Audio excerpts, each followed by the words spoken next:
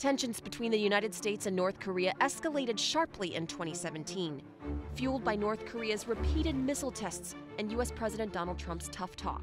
Rocket Man is on a suicide mission for himself and for his regime. Fulfilling a campaign promise, President Trump officially recognized Jerusalem as the capital of Israel. The announcement sparked violent protests and rebukes from several foreign leaders. The International Olympic Committee banned Russia from the 2018 Winter Olympics over what it calls systemic manipulation of anti-doping rules. But the committee said any Russian athletes who can prove they're clean can compete. 4 U.S. soldiers were killed in October near the border of Niger and Mali when they were ambushed by 50 ISIS fighters. 17 American sailors were killed in the Pacific in 2017. In June, the USS Fitzgerald collided with a cargo ship, and 2 months later, the USS McCain collided with a merchant ship. These and 2 other incidents led to Navy-wide safety overhauls and firings. Oh my God. Terror gripped the globe again in 2017 when 22 people were killed by a suicide bomb outside a pop concert at Manchester Arena in England. London suffered several terror attacks in 2017. In March, a man drove a car into pedestrians on Westminster Bridge, then stabbed a police officer to death at the entrance to Parliament. A total of 5 people were killed. There was a similar attack in June when 3 men drove a van into pedestrians on London Bridge, then went on a stabbing rampage through nearby bars, killing 8. Just 2 weeks later, a van drove into people outside a North London mosque, killing 1 person. Then in September, a bomb exploded on a commuter train in central London, injuring dozens of people. That bag's on fire.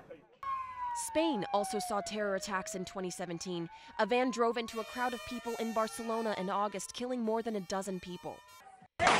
Another person was killed in a second attack hours later before police shot and killed 5 attackers. Also in Spain this year, a growing political divide as the people of Catalonia voted for independence. The Spanish government made an unprecedented move to impose direct rule over Catalonia, ousting the Catalan leader and charging several Catalan lawmakers with rebellion. A change in power led to jubilation in Zimbabwe. After nearly 4 decades as president, Robert Mugabe's power unraveled in just 2 weeks. He fired his vice president in an apparent attempt to put his wife in power. That led to a military takeover and his eventual resignation.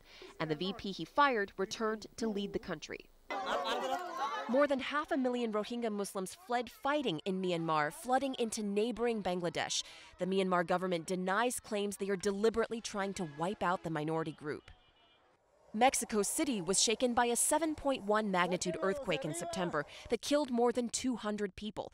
2 months later, an even more devastating earthquake hit near the Iran-Iraq border. The 7.3 magnitude quake killed more than 500 people. You will only hear that sound during the holidays for the next 4 years. Big Ben, the famous clock tower above Parliament, is being renovated. And 2 major announcements from the British royal family. A 3rd baby is on the way in 2018 for Prince William and Kate. And Prince Harry will tie the knot to American actress Meghan Markle. I'm Natasha Chen reporting.